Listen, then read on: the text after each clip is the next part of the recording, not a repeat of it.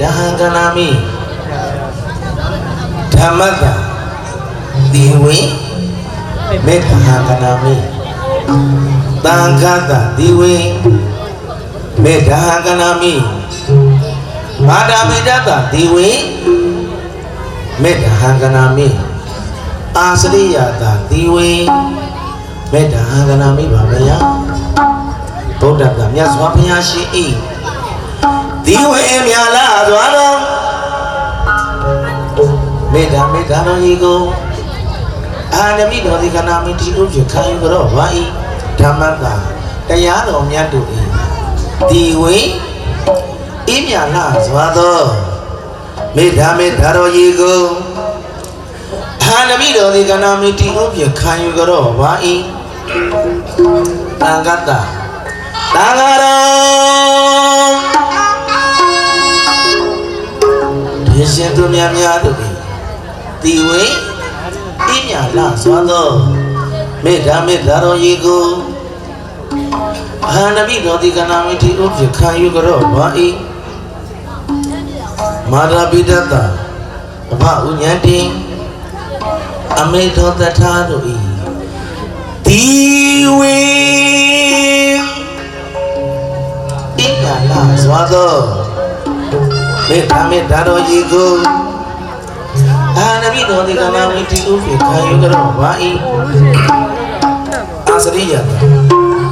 Chana baby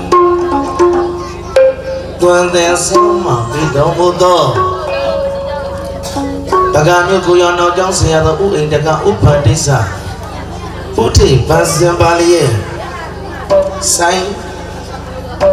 Ano penyalo nga to yashi ang posang bigay wado Uyi dhamma paniya sengile Karu siya tudin zorok ni Pede binyang Tingya bigay wado Jabrang yung Jesus saya Moya utan thai Manalim yung masaya Mengala ushi yang ni Mali tây giống cái lá xanh đó quên mà cho nó màu y chang thế đã sắc cả đam này đan này cái gì đan là đan này ate áp thì gì tu bên nhà nhà áp thì gì tu anh ở bên nhà xem nhà này lo cả ra chỉ đã biết đâu đi đi sayang nhìn đi sayang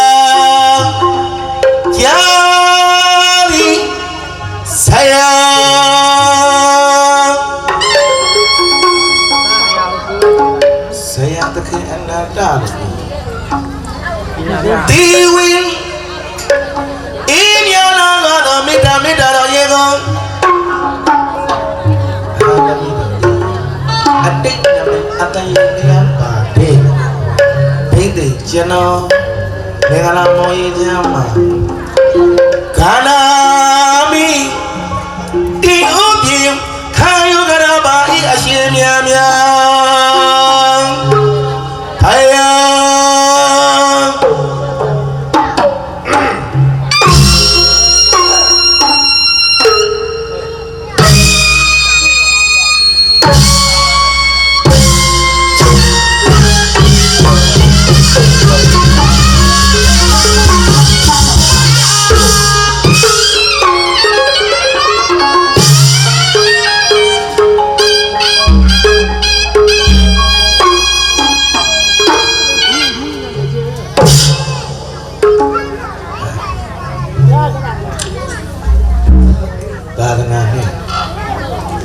2560ခွဲ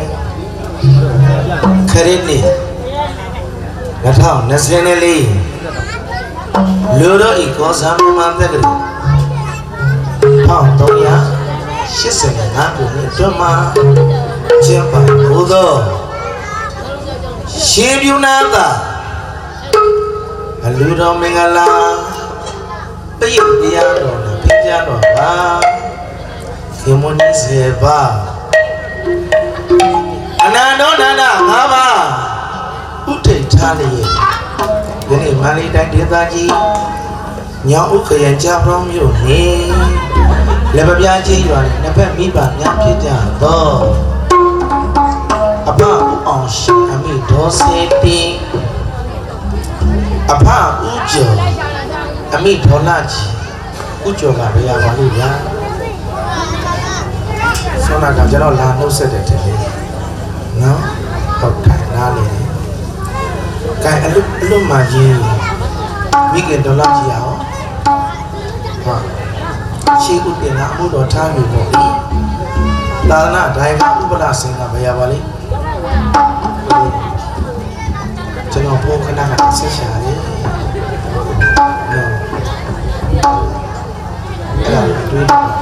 အကြောင်းအကျိုးလို့ပြောတာဒီလေကျွန်တော်ပြောတာနားလည်ပြီနော်အဲ့အကြောင်းအကျိုးတွေတို့ကဗုဒ္ဓဘာသာမြန်မာလူမျိုးကိုဘုရားဟောတဲ့တရားတွေနားလည်ရှိပြီးသားနှလုံးသားထဲမှာမထည့်ရင်အရာရာတိုင်းဖြေနိုင်မှာမဟုတ်ဘူးဒါ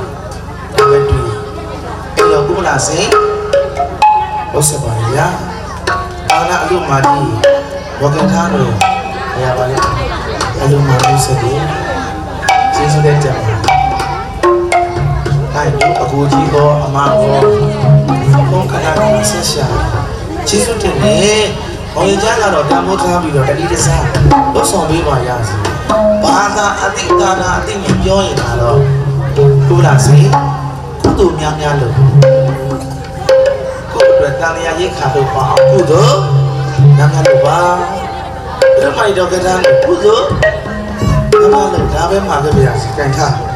။မိသားတစုမှာလေးစားစွာဖြင့်ဖက်ညာအပ်ပါသည်။ကျွန်တော်တို့နဲ့တစ်ဖက်မှာအမြင်ပါအလူဒါယကအလူဒါယကမတို့သည်လောကီလောကုတ္တရာနှပြသောအကျိုးကိုရည်တန်၍တူချစ်ရတနာတွန်ထွန်းတော်မောင်တွန်ထွန်းတော်ကဘုရားတော်အဲ့နဲ့ငါတိုင်းဝါအေးကောကဲမောင်မင်းခံကိုရော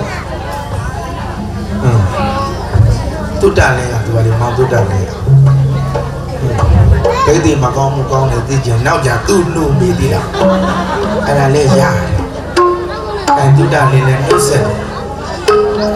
တွန်ထွန်းအောင်တော့မောင်မဲခကိုတော့မောင်တုတ္တလေးခုတော့ပြောမယ်ဥပလာစေ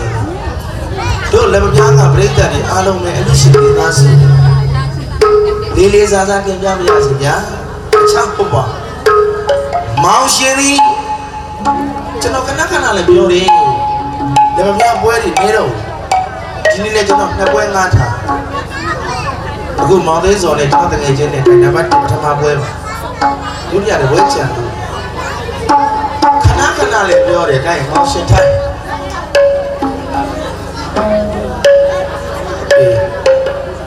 ကျွတ်နေထိုင်နေအမကျွတ်တော့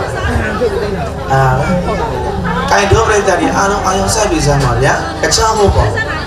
ကျွန်တော်ခဏခဏလေးရောက်တယ်ခဏခဏလေးပြောခဲ့တယ်ဒါပေမဲ့ဥပလာစီတမျိုးတော့မမြင်နဲ့ဗျာမောင်ရှင်တွေကဒီကမောင်ရှင်တော်ကလေပြင်းထားတဲ့ပုံစံကဇက်မင်းသားနဲ့တိတ်မကွဲချင်ရှင်လောင်းနဲ့မင်းသားနဲ့တိတ်မကွဲမောင်ရှင်တွေညာဘက်ပါကထုံးစီရောက်ဖဲဖက်ပါကထုံးစီရောက်ဟာဒီနဘူးထုံးစီရောက်ဟာဒီနှကောင်ထုံးခုနှစ်ပြောက်39ပြောက်ပါမှမောင်ရှင်းနဲ့တိုက်တယ်မနော်ကြည့်ရှင်လောင်းနဲ့မင်းသားနဲ့မကွဲချင်တွေ့မိကတဲ့တိုင်းညင်ထားတာကိုင်မောင်ရှင်းလောင်းကြီးတူတဲ့တွန်းနောင်ဟာလားထုံးပြောက်ပါသေးလား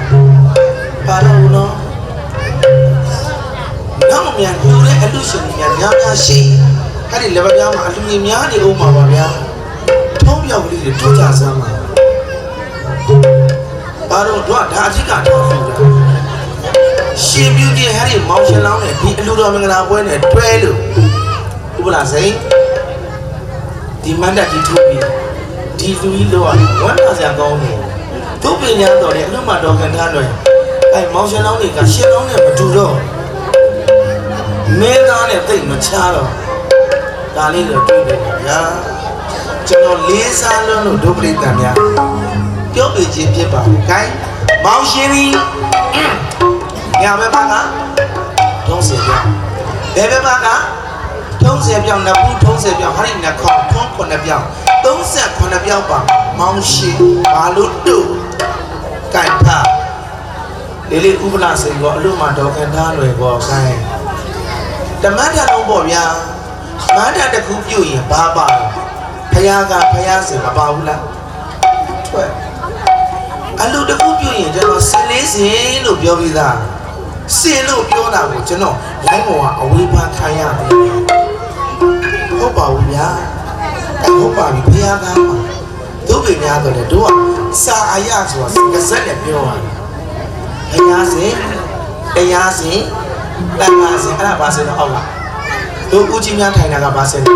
တန်ခါစင်ဘောမန္တရဲ့အဝဝမှာဘုရောမှာဘာစင်ပါသေးတယ်မှတ်တော့အမေတို့မှာဖဏစင်ပါသေးတယ်ကျောင်းကဖယားအိမ်ပြစ်လိုက်ပြီးဥပလာစင်တို့ဒေါခင်သားတို့ကတန်ဖိုးထားပြီးအဲ့ဒါမန္တတရားတင်းကုန်မန္တကျောင်းကြီးဆောက်လိုက်ဖဏစီဖို့မရှိဘူးဘုရောကဖဏစီဒီသားလေးချွတ်ရတယ်ဒီကိတော့ဖိုးမှရောက်တော့မန်းတက်တဲ့စီးလာတာဘဲအောင်ရောက်တယ်မှတ်တော့ဖေးအောင်ရောက်တာဒီကိဟုတ်တွေ့ဒါကြောင့်ဘုရားကတရားကသံဃာကဘုရားစေတရားစေသံဃာစေမန်းတက်အဘောကကိုတော့ကဖဏဆံပါလေးတယ်ဟဲ့ဘုရားစေကိုတော့ကအဲ့ဒီဘုရားကမှအလွတ်မှလေးဘယ်ကနားလွယ်ဖယားကမှညောင်ရိုးပလလုံးထားတယ်ပန်းကတ်တယ်လေးလုံးထားရတယ်ဖယားရှာပွေခဲ့တဲ့ဒုဖယားရှာပွေခဲ့တဲ့တရားဗါတဲ့ဒုက္ခသစ္စာသမုဒယသစ္စာနိရောဓသစ္စာမက္ခသစ္စာသစ္စာ၄ပါးမြင်အောင်ညောင်ရိုးကလေးလုံးထားရတယ်တဲ့တမိုင်းပဲမလေးပွားက၈ခုမလေးပွားအမတို့သိလားဒီဘက်မှာဖယားကိုးစုကတ်တဲ့တလေးရှိတယ်ရှိနော်ရှိရင်တိဘုရားကိုယ်သူကတ်တဲ့ဆရာကပဲယူလာသလားအင်းရမယ်ပြင်ပြသလားမပွားပုံစံလေးတွေနဲ့တကွင်းနဲ့ရောလိုက်တယ်မပွားလေးတွေမလေးပွားကရှိခုတရာဂမိမယ်အနာဂမိမယ်သောတာပတ္တိမယ်အရဟတမယ်တရာဂမိကိုအနာဂမိကိုသောတာပတ္တိကိုအရဟတကိုမတ်ပုဂ္ဂိုလ်၄ယောက်ဖို့ပုဂ္ဂိုလ်၄ယောက်အကြောင်းပြုပြီးမလေးပွားကရှိခုဘုရားကုစုကတ်တဲ့နေရာတွေပဲသုံးတော့တယ်မန်းထမပါတော့ဘူးဘာကြမ်းတော့ဥပနာစီချက်ရှာတိုင်းက39ခုချက်ရှာတိုင်း39ခုပြုလုပ်ထားတယ်ဘောဓိပတ္တိယတရား38ပါးအကြောင်းပြုပြီးတော့ကိုင်းအားလေအဲ့တော့တန်ဖိုးထားရတာပေါ့လေအဲ့ဘုရားကြီးလေးဥကျော်ချက်ရှာတိုင်းဘာလို့38ခုထားတယ်တတိပဋ္ဌာန်တရားက4ပါးတမ္ပပဋ္ဌာန်တရားက4ပါးအိဋ္ဌိပတ်တရား4ပါးအိန္ဒြေ5ပါးဟို5ပါးဝဇ္ဇိ9ပါးမဂ္ဂင်10ပါးပေါင်း30ခွဲဘောဓိပက္ခိယတရား39ပါးအကြောင်းပြုပြီးတော့မန္တရဲ့ဘုရားကမှကြက်ရှာတဲ့38ခုထားသလိုဥပဒါစေအလူမှတော်ကန်ထားလို့မောင်ရှင်နဲ့ထုံကြီးပြဆိုပဲညာဘက်ပါကစေပြောင်းထုံဘယ်ဘက်ပါကထုံးဆက်ပြောင်းနဖူးထုံးဆက်ပြောင်းဟာဒီနခေါင်းထုံး9ပြောင်း38ပြောင်းတို့လာအဲ့ဒါတမိုင်းနဲ့လာခဲ့တဲ့အကြောင်းပါလားအရမ်းနဲ့တို့လာမဟုတ်ဘူးဒီမှာလည်းရှင်းရတယ်လေးစားတယ်လည်းပြောချင်တယ်ဗျာတိုင်ထားတော့မောင်ကတွန်းတော်မောင်မဲခံကိုမောင်တုတ္တလေးတဖတ်ပါရှင်းတမ်းလေးလောင်းလို့အားရှစ်ပါးပရိက္ခာစုံလင်စွာပြည့်သာနာဘုံတင်ဆောင်နေပရိက္ခာဘယ်နှပါဒုပရိသတ်ဘယ်နှပါရှစ်ပါ လူမှတော့ခင်ထားမယ်ပရိက္ခယာ7ပါးသိတယ်တပည့်ကျေးဇူး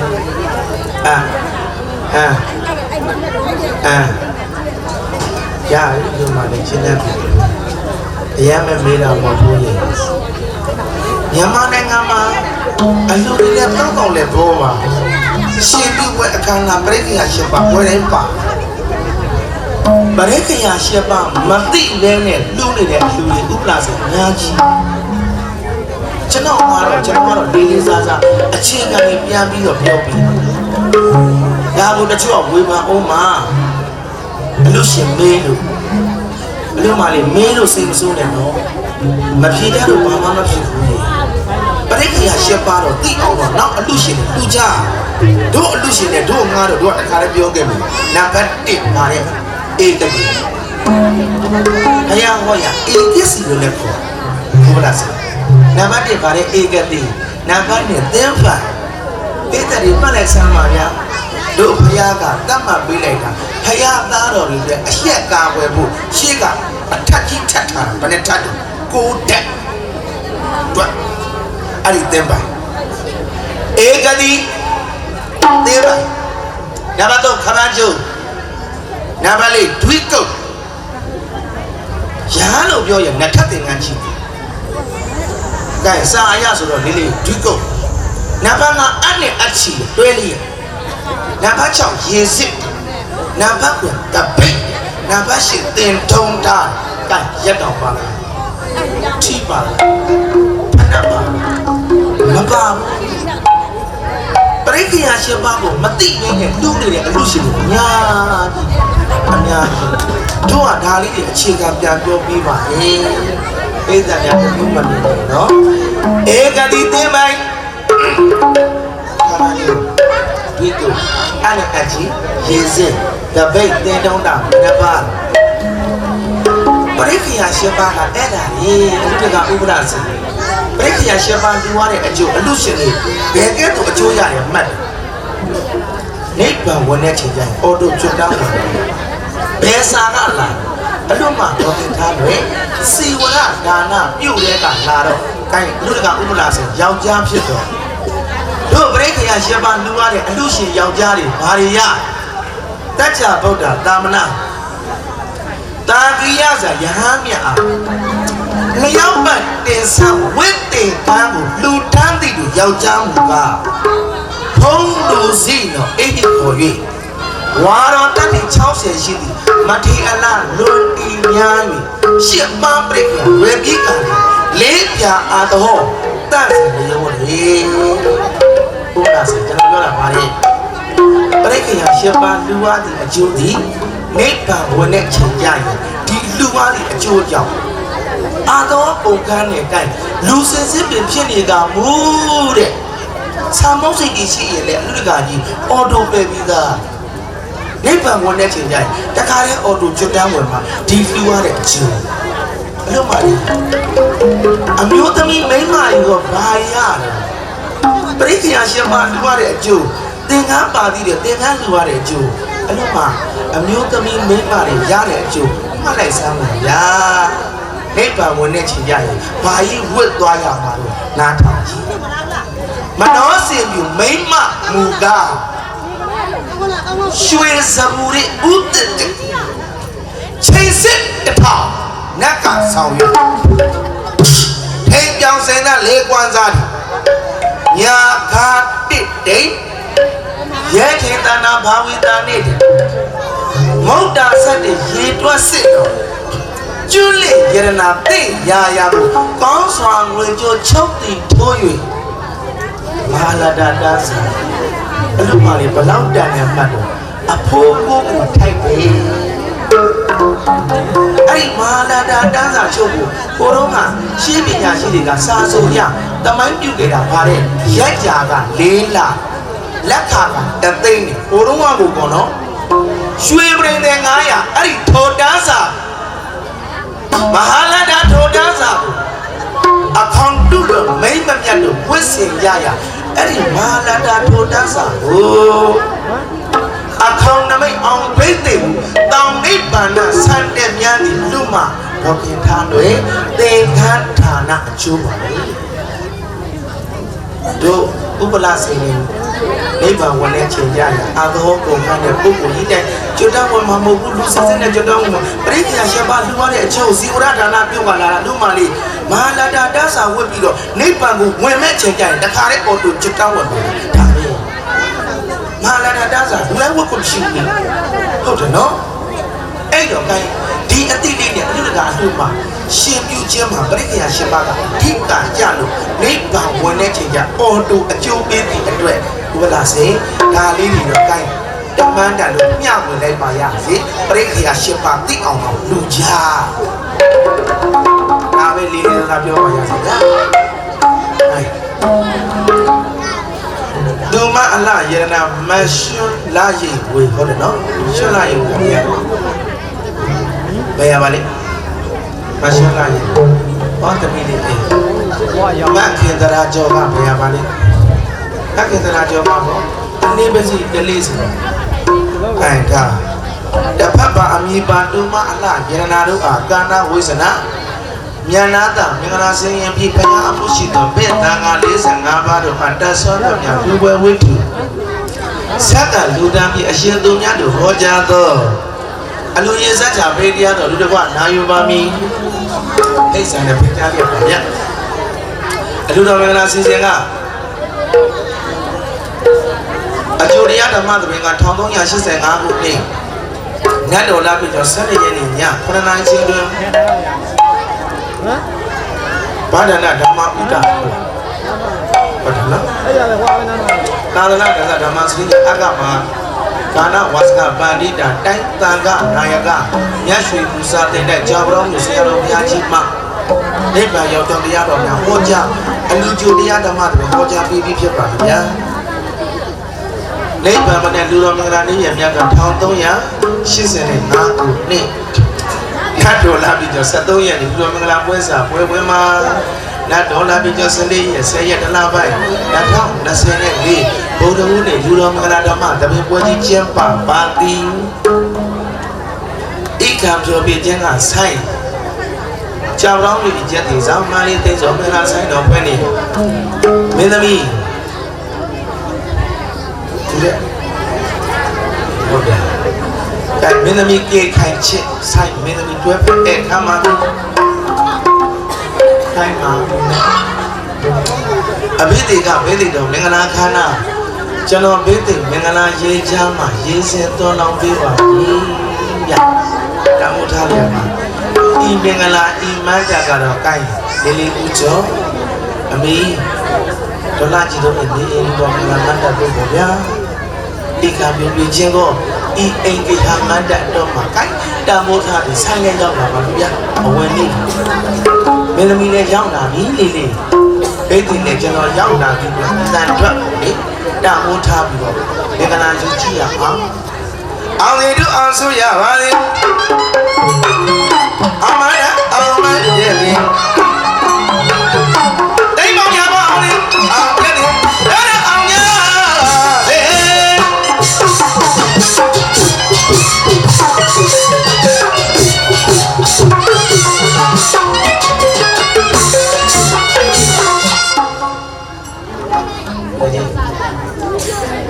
ဇာတို့ဖြည်းဖြည်းပေါ့ဆောနာကချလိုက်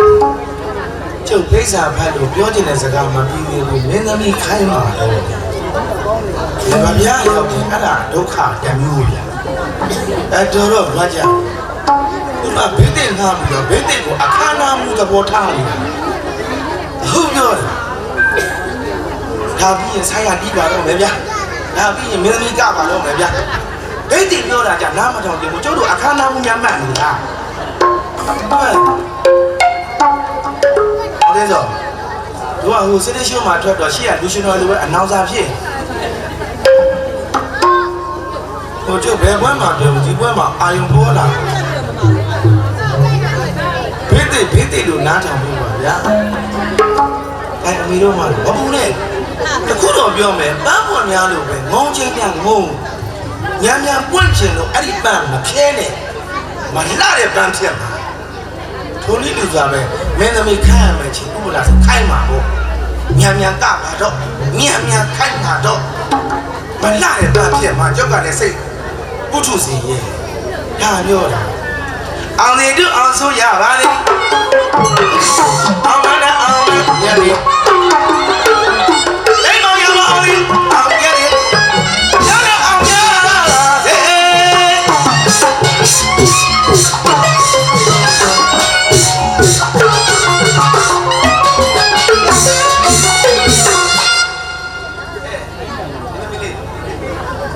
နော်လည်းမပြကမှာကိုကြိုက်တာနာတာကငါလည်းနာခိုင်းမှာအောင်မစီလာကစူတောင်းရဲ့အောင်မလေးကတရားမတွေ့အားရလည်းမဆန်းတော့အောင်ရပါလေ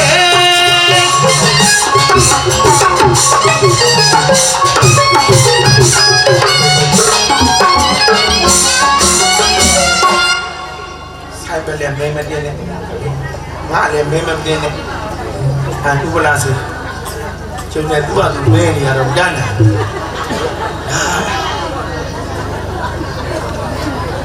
ရီးစရာပါလားလည်းပဲပြတော့ကျုပ်ခဏမြောက်တော့လေပြိတ္တနည်းနည်းမောင်ကြီးချိုင်းပြောရင်တော့ညင်ဦးနော်ဘယ်လိုပြောခိုင်းလဲခိုင်းစိတ်ချအောင်ပါလေလား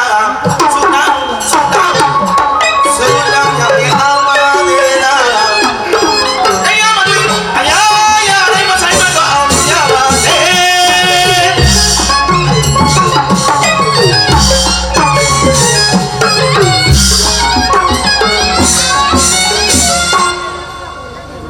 ဘယ်အဝတိုက်တော့ဒီလေဘုရားစေကျွန်တော်လည်းကနားအဝတိုက်တော့ထွက်လာမမများငကများရိုက်ပုံပေါင်းရင်တွားတယ်လို့ပေါ့ဗျာလည်းထွက်လာတယ်ပါလိမ့်မယ်ဗျာစီးတယ်